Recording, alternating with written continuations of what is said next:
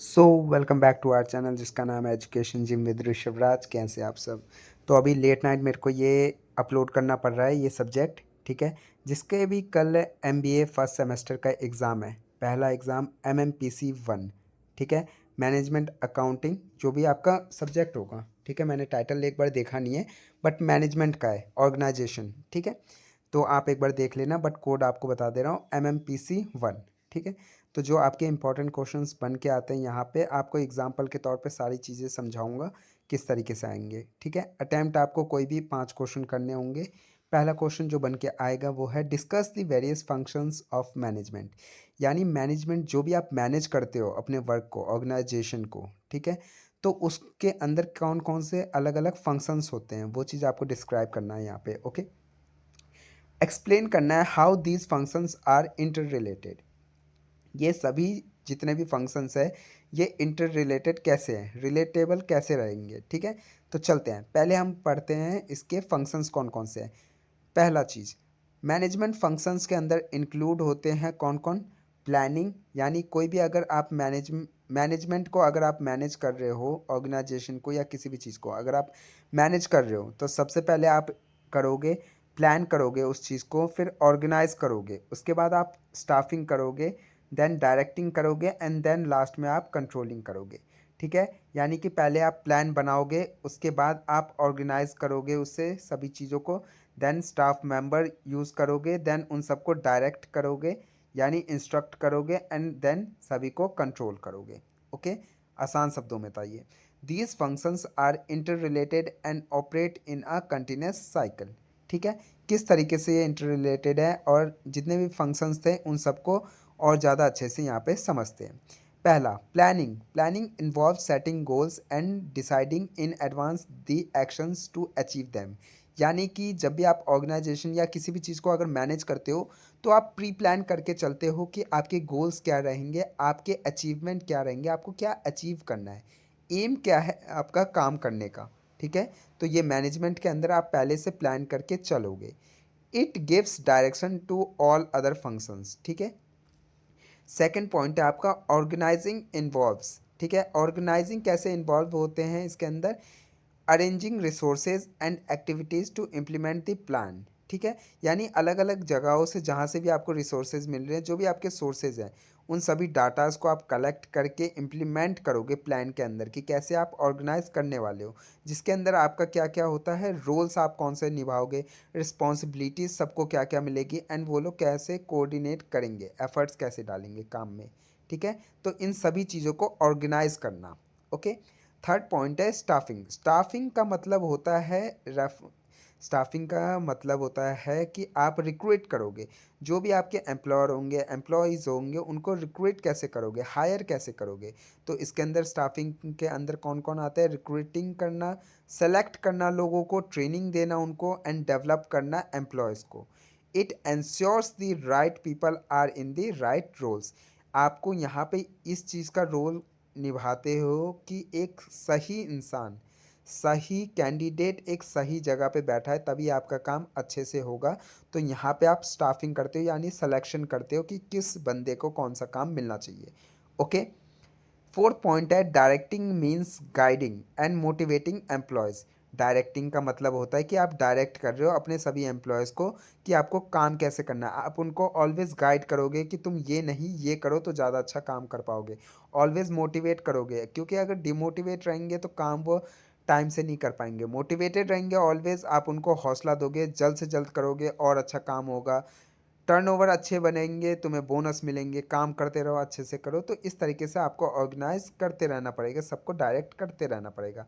ये किसका रोल होता है, एक लीडर का रोल होता है। तो वो इसके अंदर कौन कौन इंक्लूड होते हैं, लीडरशिप, कम्युनिकेशन एंड सुपरविज़न, ठीक है। क्योंकि एक सुपरवाइज़र ही होगा जो अपने एम्प्लॉयज़ को, उनके अंडर जो भी है उनको सही से कम्युनिकेट करके उनके ऊपर एक लीडरशिप बन के रहेगा, ओके। फिफ्थ पॉइंट है आपका कंट्रोलिंग। कंट्रोलिंग का मतलब क्या होता है कि ये आपका प्रोसेस है जहाँ पे आप परफॉर्मेंस को मेज़र करोगे, कंपेयर करोगे इसको, ठीक है, कि क्या क्या चीज़ों की नीडेड आपको पड़ सकती है, ओके।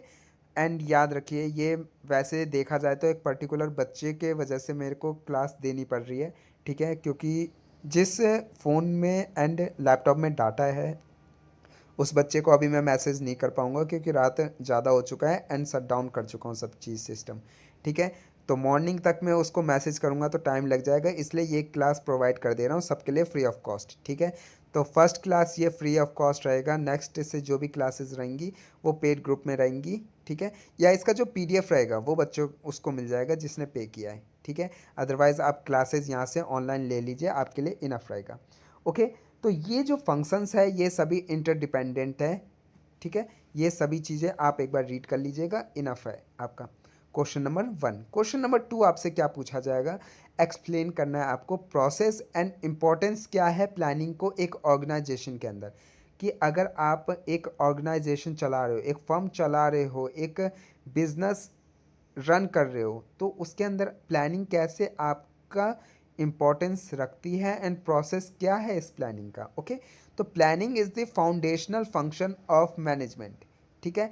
देखा जाए तो first primary function of management आपका कौन सा है, प्लानिंग, ठीक है। इसके अंदर इन्वॉल्व क्या क्या क्या चीज़ होते हैं, आइडेंटिफाइंग गोल्स, यानी कि कंपनी क्या अचीव करना चाहती है, गोल्स क्या उनके, रिसोर्सेज क्या क्या डिटरमाइन करना चाहती है, वो किस तरीके से अपनी स्ट्रैटेजी को इवॉल्व करके वो यहाँ पे अपने अचीव को एम करती है, ठीक है। तो इसका प्रोसेस क्या होता है प्लानिंग का, प्लानिंग का प्रोसेस होता है सेटिंग ऑब्जेक्टिव्स, पहले आप सेट करोगे कि क्या ऑब्जेक्टिव्स आपके रहेंगे, फर्म का पर्पस क्या है, ऑर्गेनाइजेशन का पर्पस क्या है काम करने का, ठीक है। डेवलप करोगे अपने प्रेमिसेस को, ठीक है, एजम्पशन ले लेके, ठीक है। थर्ड चीज़ है आपका आइडेंटिफाइंग अल्टरनेटिव्स, अल्टरनेटिव्स चीज़ को भी आप आइडेंटिफाई करते रहोगे, इवेल्युएट करोगे अल्टरनेटिव्स को, सेलेक्ट करोगे बेस्ट अल्टरनेटिव को, इम्प्लीमेंट करते रहोगे टाइम टू टाइम अपने प्लान्स को, एंड मॉनिटर करते रहोगे किसको, जो भी आप प्लान करो प्री प्लान, ठीक है, उसको मॉनिटर करते रहोगे कि काम अच्छे से हो, इसको हम प्री प्लान के प्रोसेस में डालते हैं। ओके, इम्पोर्टेंस क्या है आपका प्लानिंग का, पहला प्रोवाइड करना डायरेक्शन, ठीक है। अगर आप प्री प्लान करोगे तो आपको ये चीज़ का पहले से ज्ञात रहेगा, आपको नॉलेज रहेगा, एक्नॉलेज कर पाओगे अपने नीचे जो भी लोग हैं उनको सही डायरेक्शन दिखा के, मिनिमाइज करोगे अनसर्टेनिटीज़ को, ठीक है, जो भी अनसर्टेनिटीज़ एक्टिविटीज़ है उसको मिनिमाइज कर पाओगे, फैसिलिटेट फैसिलिटेट्स कोऑर्डिनेशन, ठीक है, इम्प्रूव कर पाओगे किस चीज़ को, एफिशिएंसी को, क्योंकि प्री प्लान करके कर चुके हो आपकी काम कैसे आपको करना है, तो एफिशिएंट रहेगा आपके, ठीक है, एंड उसको धीरे धीरे आप बढ़ाते रहोगे। एड्स इन डिसीजन मेकिंग, कोई भी डिसीजन मेकिंग लोगे तो आप परफेक्टली एक्यूरेटली ले पाओगे। प्लान्स के टाइप कौन कौन से हैं, पहला स्ट्रैटेजिक प्लान्स, ठीक है, आपके यानी स्ट्रैटेजी प्लान्स जो कि होते हैं लॉन्ग टर्म के लिए, क्यों, एग्जांपल है मार्केट एक्सपेंशन, ठीक है, मार्केट में कैसे एक्सपेंड करोगे अपने चीज़ों को, प्रोडक्ट्स को, उसके लिए ही आप प्री प्लान कर पाओगे यहाँ पे, ठीक है। टैक्टिकल प्लान्स कौन से होते हैं, मीडियम टर्म, ठीक है, ठीक है, यानी ना शॉर्ट टर्म ना लॉन्ग टर्म के लिए, मिड टर्म के लिए, ठीक है, कुछ सालों के लिए हो वो, यानी कि मार्केटिंग कैंपेन, ठीक है। याद होगा याद क्या, आपको समझ में आ गया होगा, किसी भी प्रोडक्ट को लेके अगर आप मार्केटिंग करवाते हो तो कुछ टाइम तक के लिए ही करवाते हो, ठीक है, ये नहीं कि हमेशा के लिए आप फ्री सैम्पलिंग करवा दो लोगों को अवेयर करने में कि आपके प्रोडक्ट मार्केट में आए हैं, ऐसा नहीं होता, कुछ टाइम तक के लिए ही आप करवाओगे। ओके, देन है ऑपरेशनल प्लान्स जो कि बहुत शॉर्ट टर्म के लिए होता है, एग्जाम्पल के तौर पे डेली शेड्यूलिंग, ठीक है। फोर्थ आपका प्लान टाइप्स है कंटिजेंसीज, ठीक है, प्लान्स जो कि आपका बैकअप प्लान होता है इन केस ऑफ फेलर, ठीक है, यानी किसी भी चीज़ से अगर आप फेल हो रहे हो तो एक बैकअप प्लान पहले से रखना। Okay, planning ensures proactive thinking, optimal resource use and a structured approach to future challenges, ठीक है। प्लानिंग करने से आपको क्या क्या चीज़ हो जाती है, आप पहले से एक्टिव हो जाते हो चीज़ों को सोचने के लिए, ठीक है, जो भी आपको रिसोर्सेज यूज़ करने हैं उसके लिए, एंड आप पहले से फ्यूचर में जो भी चैलेंजेस आने वाले हैं उसको पहले से मैपिंग करके रख लेते हो, ठीक है, ताकि उसको कैसे टैकल करना है आगे चल के। क्वेश्चन नंबर थर्ड आपसे पूछा जा सकता है डिफाइन स्टाफिंग, स्टाफिंग का मतलब क्या होता है आपको पहले ही बता दिया, स्टाफिंग का इजी फॉर्मेट में मतलब होता है सिलेक्शन, ठीक है, किस जने को, किस इंसान को कौन सा काम देने वाले हो उस चीज़ का करेक्ट सिलेक्शन क्या कहलाता है, वो होता है आपका स्टाफिंग। तो यहाँ पे आपको डिफाइन करना है staffing. What are the sources of recruitment and their advantages and disadvantages. Staffing is the process of attracting, selecting, training and retaining the right people for the organisation. अगर आप एग्जाम में लिखने वाले हो डिफाइन, तो इस प्रॉपर फॉर्मेट को लिख के आना, ठीक है। मैंने आपको हिंदी में जो समझा रहा हूँ वो इजी फॉर्मेट में होता है कि आप अपने वर्ड्स टू वर्ड भी आप अपने मिला के लिख सकते हो, बट जब भी डिफाइन आता है तो थोड़ा बहुत आपको कंटेंट याद होना चाहिए। तो स्टाफिंग का सीधा सीधा मतलब क्या होता है, एक करेक्ट पीपल को, राइट पीपल को उसके सही जगह पे सिलेक्शन देना, किसमें, ऑर्गेनाइजेशन में। Okay, it ensures that the work force is align with the organisations goals. Sources क्या है रिक्वायरमेंट के, पहला होता है इंटरनल सोर्सेज, जो कि होता है प्रमोशन के थ्रू एलिवेट करते हो आप किसको, करंट एम्प्लॉयज़ को।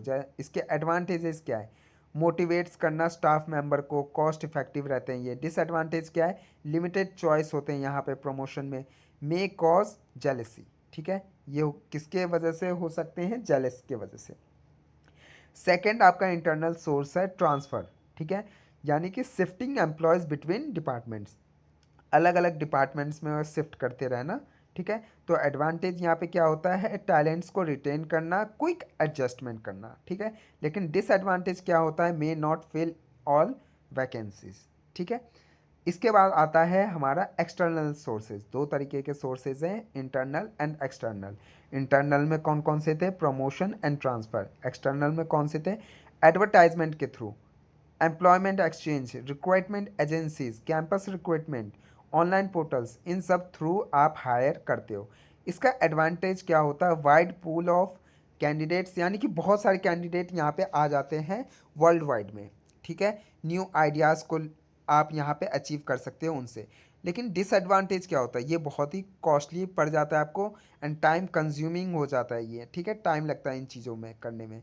A good staffing strategy blends both sources depending on the role, urgency and organizational need.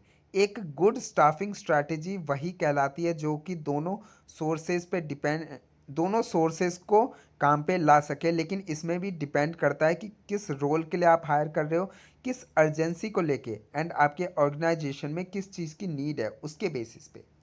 Okay, next question है आपका क्वेश्चन नंबर फोर्थ, जो कि आपसे पूछ रहा है, describe and discuss any two theories of motivation. बहुत इंपॉर्टेंट क्वेश्चन है, थ्योरी ऑफ मोटिवेशन, ठीक है। ये आपको बताना है दो थ्योरी कौन कौन से हैं and how are they relevant in modern organisation, किस तरीके से ये इंपॉर्टेंस रखते हैं आज के मॉडर्न ऑर्गेनाइजेशन में, ठीक है।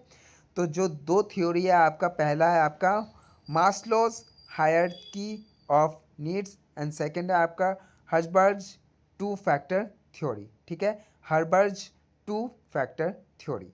मास्लोज हायरार्की ऑफ नीड्स क्या कहता है, मास्लो प्रपोज, इन्होंने एक 5 लेवल के नीड्स को प्रपोज किया है। याद रखिए जब भी आप इसको बना रहे होगे मास्लोज हायरार्की वाला, याद होगा आपने बिजनेस ऑर्गेनाइजेशन, अगर कॉमर्स के स्टूडेंट हो तो आपको याद होगा 11th में आपने बिजनेस स्टडीज़ पढ़ा था, ठीक है। तो आपका मोटिवेशन एक चैप्टर था, तो उसके अंदर जो मास्लोज हायरार्की का आप बनाते थे उसको आप ट्राइंगल शेप में बना के देन उसको ऊपर से top level, then bottom level, mid level, इस तरीके से बना के डालते थे, ठीक है। तो उसी ट्राइंगल शेप में आप बनाना है, टॉप पे आएगा, टॉप पे ये सारे पॉइंट्स आएंगे, ठीक है, एक एक नीचे डालते रहना, ठीक है। पहला साइकोलॉजिकल, उसके बाद आपका सेफ्टी, देन आपका सोशल, देन आपका एस्टीम एंड लास्ट में आपका सेल्फ एक्चुअलाइजेशन। ओके, तो वही ट्राइंगल वाला शेप आपको याद होना चाहिए। Okay, people are motivated to satisfy basic needs before moving to higher levels, ठीक है। इसके रेलेवेंस क्या है आज के ऑर्गेनाइजेशन में, मॉडर्न ऑर्गेनाइजेशन में इंपॉर्टेंस क्या है। मॉडर्न ऑर्गेनाइजेशन ऑफर करती है कॉम्पिटिटिव सैलरीज, ठीक है, job security, team collaboration, recognition programs and opportunities for growth to meet these needs, ठीक है। ये इसका इंपॉर्टेंस है आज के टाइम पे। एंड हर्बर्ज टू फैक्टर्स थ्योरी आपको क्या बोलता है, ये डिवाइड करता है दो फैक्टर के अंदर, पहला है आपका हाइजीन, दूसरा है आपका मोटिवेटर्स। पहला है आपका हाइजीन, दूसरा है आपका मोटिवेटर्स। हाइजीन फैक्टर्स में कौन कौन से आते हैं point, salary, policies, work condition जो कि प्रिवेंट करता है डिससेटिस्फैक्शन को, ओके। मोटिवेटर्स क्या है? रिकग्निशन, अचीवमेंट, रिस्पॉन्सिबिलिटी, जो कि सेटिस्फैक्शन को प्रमोट करता है। इसके आज के टाइम पे मॉडर्न ऑर्गेनाइजेशन में इसका इंपॉर्टेंस क्या है? Firms must provide a clean safe environment and focus on motivational drivers like meaningful work and growth opportunities to retain talent. ठीक है, फर्म्स जो भी है वो प्रोवाइड करेगी clean safe environment and focused होने चाहिए मोटिवेशनल ड्राइवर्स की तरफ, जो कि आपके अपॉर्चुनिटीज़ को ग्रोथ कर सके, ताकि आपके टैलेंट, हिडन टैलेंट जो भी है वो निखर के बाहर आए। ठीक है, both theories guide HR practices. ठीक है, ये दोनों प्रैक्टिसेस जो हैं ये देखा जाए तो ह्यूमन रिसोर्स प्रैक्टिसेस हैं, जो कि हेल्प करता है एम्प्लॉय के इम्प्रूव एंगेजमेंट में एंड प्रोडक्टिविटी में। ओके, नेक्स्ट क्वेश्चन है आपका क्वेश्चन नंबर 5, जो कि आपसे पूछा जाएगा व्हाट इज ऑर्गेनाइजेशनल स्ट्रक्चर। ठीक है, एक ऑर्गेनाइजेशनल स्ट्रक्चर होता क्या है, यानी कि आपका जो ऑर्गेनाइजेशन है, फर्म है, उसका स्ट्रक्चर कैसा है, इन्वायरमेंट कैसा होना चाहिए, ये चीज़ यहाँ पे बताना है। ओके, डिस्कस करना है आपको different types of organisational structures with their pros and cons. Okay, तो ऑर्गेनाइजेशनल स्ट्रक्चर डिफाइन करता है how task, responsibilities and authority are distributed, कि किस तरीके से आपको टास्क को, रिस्पॉन्सिबिलिटीज को एंड अथॉरिटी को डिस्ट्रीब्यूट करना है अलग अलग लोगों को। ठीक है, डिपार्टमेंट सबके अलग अलग हैं, उनका स्ट्रक्चर कैसा है, उस चीज़ को देख के आपको टास्क, रिस्पॉन्सिबिलिटी एंड अथॉरिटी को डिस्ट्रीब्यूट करना है।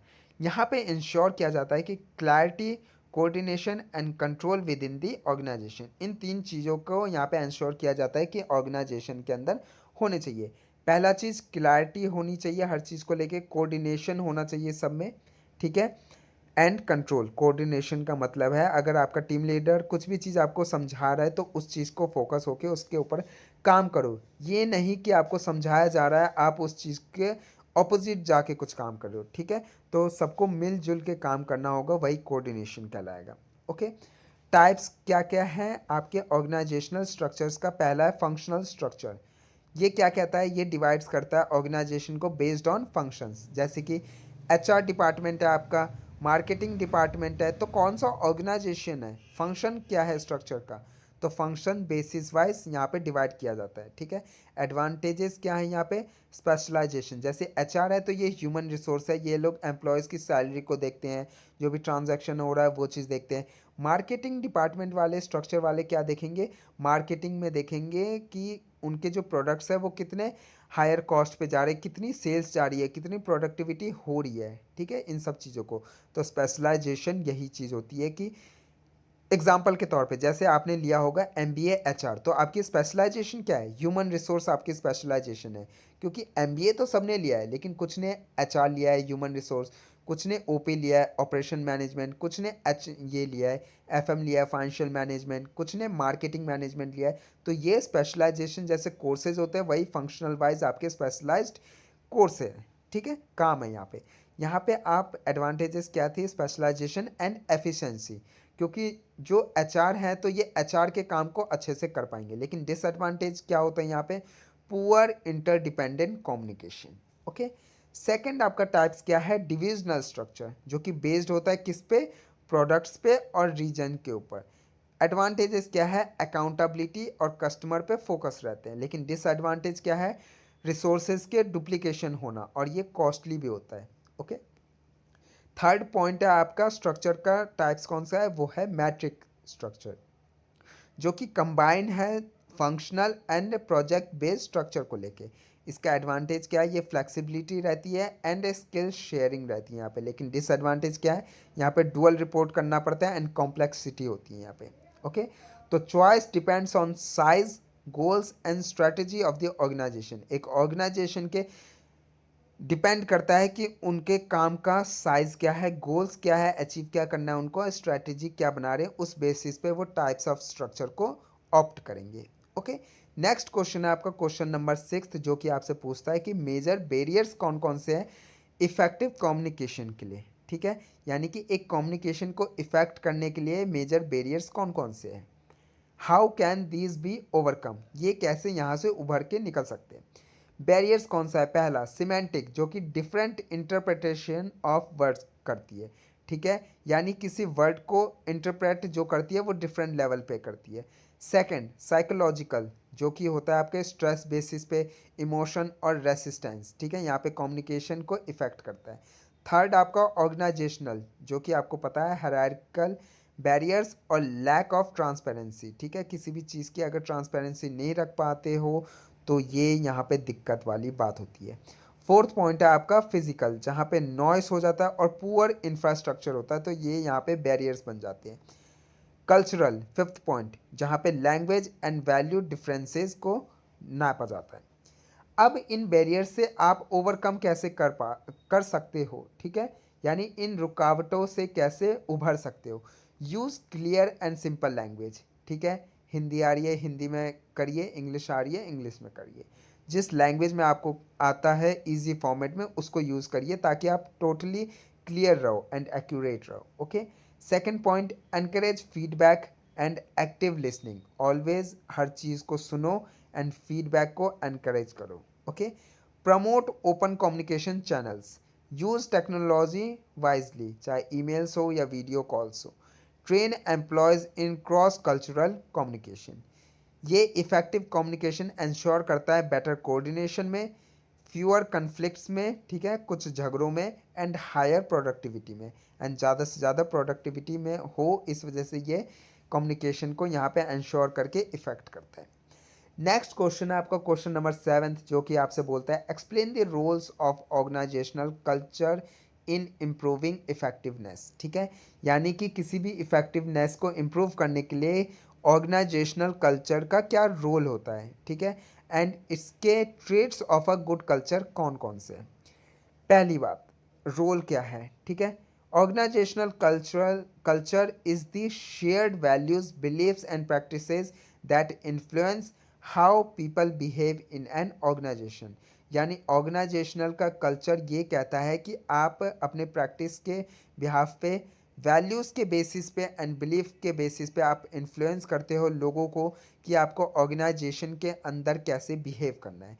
उनका रोल्स क्या क्या है, गाइड करना डिसीजन मेकिंग में एंड बिहेवियर में, एनहेंस करना मोटिवेशन में एंड कमिटमेंट में, प्रमोट करना कंटिजेंसी इन ऑपरेशन के लिए, एंड स्ट्रेंथ्स ब्रांड आइडेंटिटी के लिए। ये सारे उनके रोल्स हैं। लेकिन ट्रेट्स क्या होते हैं एक गुड कल्चर के लिए, क्लियर मिशन एंड विज़न होना चाहिए आपका, ओपन कम्युनिकेशन रहो हमेशा, रिकग्निशन एंड रिवॉर्ड के पीछे रहिए, ठीक है, रिकग्नाइज करते रहिए चीज़ों को एंड रिवॉर्ड लेते रहिए, इंक्लूसिवनेस एंड डाइवर्सिटी रहेगा, एंड लर्निंग एंड इनोवेटिव रहिए ऑलवेज, ठीक है।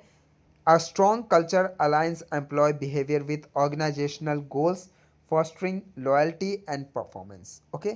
नेक्स्ट क्वेश्चन है आपका क्वेश्चन नंबर 8, जो कि आपसे पूछा जा रहा है कि एक डिसीजन मेकिंग क्या होता है। डिसीजन मेकिंग का मतलब होता है कि एक सही डिसीजन लेना, ठीक है, इसी चीज़ को आप याद रखिए। डिस्क्राइब करना है आपको स्टेप्स की एक डिसीजन मेकिंग प्रोसेस को ऑप्ट करने के लिए कौन कौन से स्टेप्स लिए जाते हैं एंड इसके बैरियर से कैसे उभरा जा सकता है। ओके।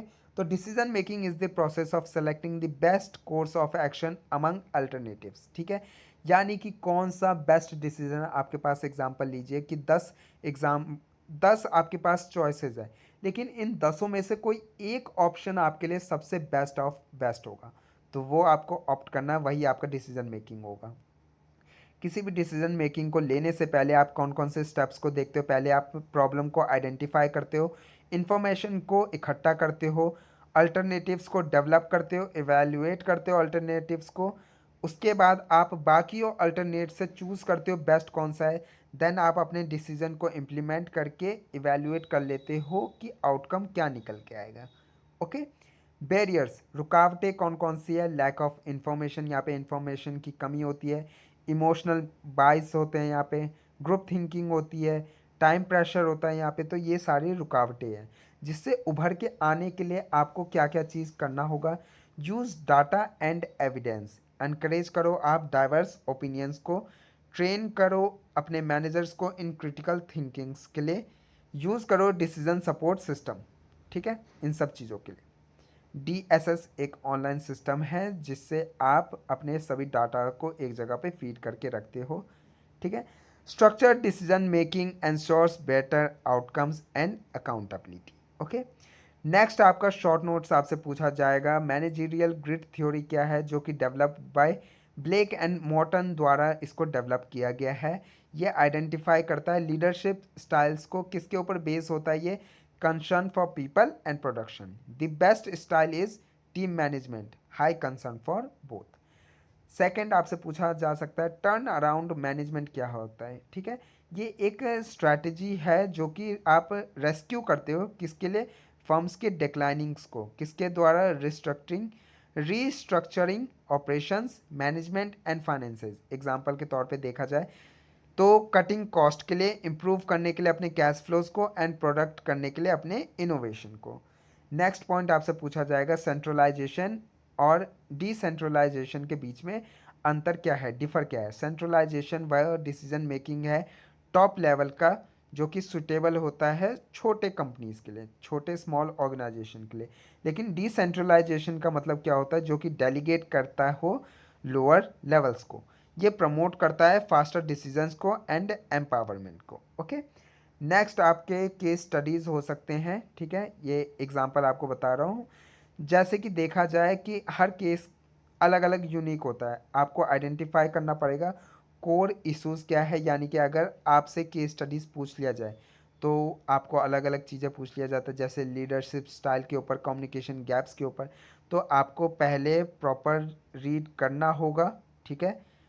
जो भी आपका दिया होगा केस स्टडी, उसके बेसिस पे आप अपना वहाँ पे ओपिनियन रख के उसको डिफाइन कर पाओगे। ओके, तो यहाँ पे वीडियो करते हैं एंड। होप आपका कल का एग्ज़ाम बहुत अच्छा जाए।